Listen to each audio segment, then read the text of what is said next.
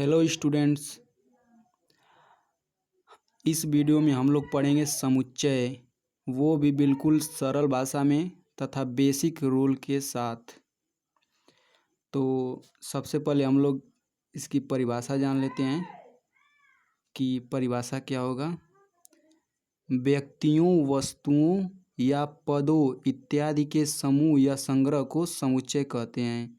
व्यक्तियों, वस्तुओं या पदों इत्यादि के समूह या संग्रह को समुच्चय कहते हैं। समुच्चय हमको और ज़्यादा क्लियर होगा जब हम लोग इसका एग्जाम्पल पढ़ेंगे। तो पहला एग्जाम्पल है धन पूर्णांकों का समुच्चय।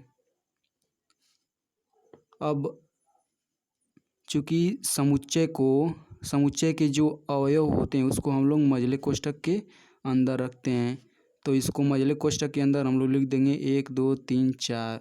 ये इसी तरह आगे बढ़ता चला जाएगा अनंत तक, और इसको कैपिटल आई से दर्शाया गया है। सेकंड एग्जाम्पल है अंग्रेजी वर्णमाला के स्वरों का समुच्चय AEIOU। तीसरा एग्जाम्पल है सप्ताह के दिनों के नाम का समुच्चय रविवार, सोमवार .. शनिवार, यानी 7 दिनों के नाम। अब हम लोग पढ़ेंगे समुच्चय संकेतन, सेट नोटेशन। सामान्यतया किसी भी समुच्चय को सूचित करने के लिए अंग्रेजी वर्णमाला के बड़े अक्षरों capital A, capital B, capital C .. capital Z का प्रयोग किया जाता है, और समुच्चय के अवयवों को छोटे अक्षरों small a, small b, small c .. small z से प्रकट करते हैं। यानी इससे स्पष्ट हो जाता है कि कोई भी समुच्चय हम लोग ले लें, जैसे ये कैपिटल I से ही क्यों दर्शाया गया, स्मॉल I से भी तो दर्शाया जा सकता था।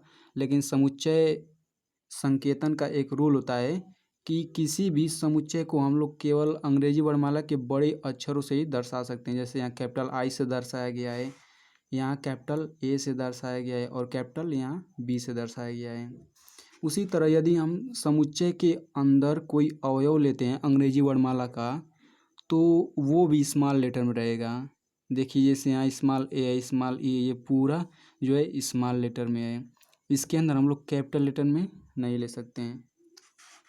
आशा करता हूँ आप लोगों को समझ में आ रहा होगा, और आगे बढ़ते हैं। ये समुच्चय के अवयव क्या होता है, इसको हम लोग अंग्रेजी में बोलते हैं कंपोनेंट। समुच्चय जिन चीज़ों से मिलकर बना होता है उसे समुच्चय का अवयव कहते हैं। For example capital A is equal AEIOU।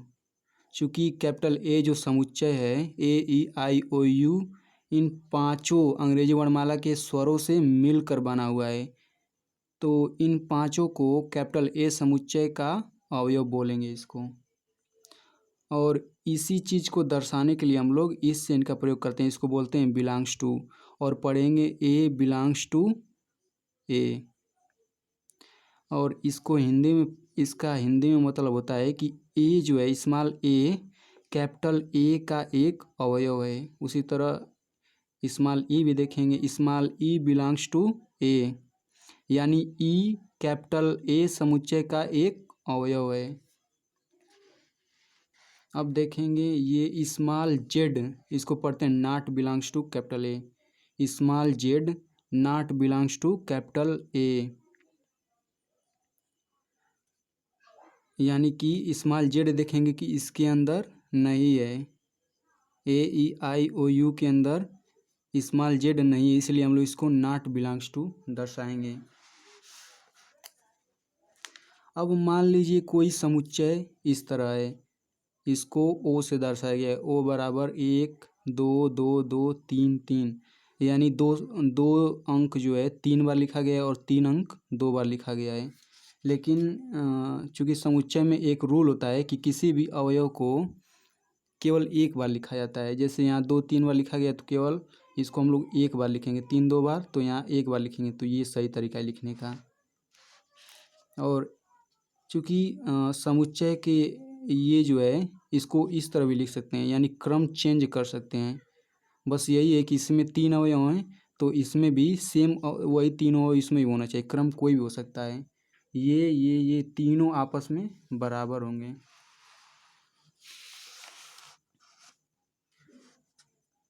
समुच्चय और उनका निरूपण, सेट्स एंड देयर रिप्रेजेंटेशन। हम लोग समुच्चय को 2 विधियों से रिप्रेजेंट करते हैं। पहली विधि है तालिका या रोस्टर विधि, यानी जो समुच्चय इस रूप में लिखा होता है, यानी मझले कोष्ठक के अंदर कोई अवयव दिया रहता है और बाहर तो खैर बड़े अक्षरों से ही दर्शाया जाता है, तो इसको हम लोग बोलते हैं तालिका या फिर रोस्टर विधि। उसी तरह कैपिटल भी, ये भी तालिका या फिर रोस्टर विधि से लिखा गया है।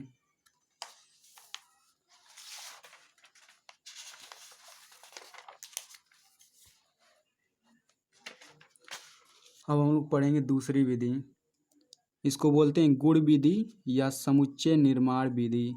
चूँकि इसके नाम से ही इसके बारे में पता चल जाता है कि इसमें केवल क्वालिटी के बारे में बताया जाएगा, पूरा समुच्चय नहीं लिखा जाता है। जैसे यदि हम लोगों को रोस्टर विधि में लिखना है सम संख्याओं का समुच्चय, तो उसको हम लोग लिखेंगे कि 2 4 6 8 10 डॉट डॉट डॉट अनंत तक मझले कोष्ठक में। लेकिन इसमें जो है इस तरह नहीं लिखते हैं, इसमें केवल क्वालिटी उसको बता देते हैं। जैसे कैपिटल ए बराबर यक्स सच दैट यक्स सम संख्या है, इसको हम लोग सच दैट पढ़ते हैं, और सच दैट को इस रूप में भी लिख सकते हैं, यानी इसको इस तरह भी लिख सकते हैं कैपिटल ए बराबर यक्स सच दैट यक्स सम संख्या है। अब ये दूसरा देख लेते हैं example, b is equal x such that x is equal n, जहाँ यन धन पूर्णांक है। यदि इसको हम लोग रोस्टेड विधि से देखें तो ये प्राकृतिक संख्याओं का समुच्चय है, 1 2 3 4 5 डॉट डॉट डॉट अनंत तक। यहाँ देखिए जो मैंने ऊपर बताया था वही चीज़ है कि सच दैट दोनों को इस तरह रूप में लिख सकते हैं। अब हम लोग तुलना करेंगे तालिका विधि से और निर्माण विधि से। ये तालिका विधि से एक समुच्चय लिखा गया है और इसी को इधर निर्माण विधि से लिखा गया है, तो आप लोग आसानी से तुलना कर सकते हैं कि तालिका विधि से कैसे लिखा जाता है और निर्माण विधि से कैसे लिखा जाता है। तो एक समुच्चय लिया गया है, कैपिटल ए बराबर 1 3 5 डॉट डॉट डॉट आगे तक इसी तरह चला गया है। चूँकि निर्माण विधि में केवल गुण बताया जाता है, तो कैपिटल ए बराबर यक्स सच दैट यक्स विषम संख्या है। चूँकि यहाँ पे देख सकते हैं आप ये विषम संख्याओं का समुच्चय है। उसी तरह अगला एग्जाम्पल देखते हैं, कैपिटल बी बराबर 1 4 9, चूँकि ये पूर्ण वर्ग संख्याएं हैं तो बस वही लिख देगा, बी बराबर यक्स सच दैट यक्स एक पूर्ण वर्ग संख्या है। बस यही गुण विधि या निर्माण विधि है। फिर सी इज इक्वल 5 7। अब देखेंगे इसमें कैसे लिखा है, सी यक्स सच दैट यक्स अभाज्य संख्या है, और चूँकि जो यक्स का मान है वो 3 से बड़ा होना चाहिए और 11 से छोटा होना चाहिए, यानी 3 से बड़ा और 11 से छोटा जो अभाज्य संख्या है ये उसी का समुच्चय है, 5 और 7। और अगला पढ़ते हैं डी इज इक्वल 2, यानी डी बराबर यक्स सच दैट यक्स सम अभाज्य संख्या है। चूँकि आप लोगों को पता है कि 2 जो है सम अभाज्य संख्या है। अब हम लोग देखेंगे ये एक क्वेश्चन दिया गया है, इसको आप लोग सॉल्यूशन करेंगे। कैपिटल ए बराबर यक्स वाई जेड, ये 3 अवयव दिए गए हैं। अब आप लोग बताइए कौन सा सही है। जैसे ये लिखा गया यक्स नॉट बिलोंग्स टू ए, अब देखेंगे इसमें यक्स, चूँकि यक्स इसमें है उपस्थित है, यानी कि यहाँ इस तरह नहीं रहेगा, यहाँ ये हट जाएगा, यानी बिलोंग करता है, तो ये कथन गलत हो जाएगा। ये इस तरह रहना चाहिए, यक्स बिलोंग टू ए, यानी कि यक्स जो है कैपिटल ए का एक अवयव है। उसी तरह ये सेकेंड वाला है वाई बिलोंग्स टू ए, ये भी सही बात है, वाई जो है कैपिटल ए का एक अवयव है, यहाँ पे आप देख सकते हैं। उसी तरह तीसरे में small A belong to capital A दिया है, क्योंकि स्मॉल ए इसके अंदर है ही नहीं। इसका मतलब ये हुआ कि स्मॉल ए जो है कैपिटल ए का एक अवयव है, लेकिन आप इसमें देखेंगे कि स्मॉल ए उपस्थित है ही नहीं, तो ये हमारा गलत कथन हो जाएगा। अब देखेंगे small Z belongs to capital A, चूँकि स्मॉल जेड इसमें है इसीलिए ये सही हो जाएगा कथन।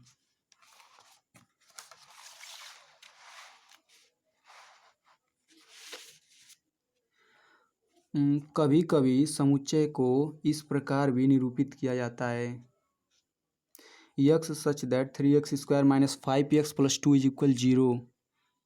चूँकि यक्स का ये समुच्चय जो है यक्स के उन मानों का समूह है जो इस समीकरण को संतुष्ट करता है। तो चूँकि इसको हम गुणनखंड विधि से हल करेंगे तो x बराबर 1 और x बराबर 2/3 आएगा। तो चूँकि यही आंसर हो जाएगा उसका, बस सिंपल। ये तो मैंने आप लोगों को पीछे भी बता चुका है।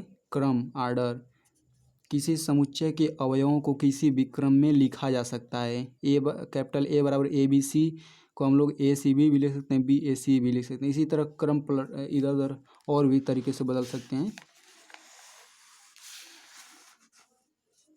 अब हम लोग पढ़ेंगे उदाहरण। समुच्चय यक्स सच दैट यक्स एक धन पूर्णांक है और यक्स स्क्वायर जो है 40 से कम होगा को तालिका रूप में लिखिए। चूँकि यहाँ यक्स जो है उन मानों का समुच्चय, उन धन संख्याओं का समुच्चय जो इसको फॉलो करते हो, इसका पालन करते हो, इस शर्त का। तो अब हम लोग देख लेंगे। मानस समुच्चय कैपिटल ए बराबर यक्स सच दैट यक्स धन पूर्णांक है और ये यानी सेम इसी को यहाँ लिख दिया गया, बस कैपिटल ए से दर्शा दिया गया है। अब हम लोग देखेंगे कि यक्स के कौन कौन से मान हैं जो इस शर्त को फॉलो करते हैं।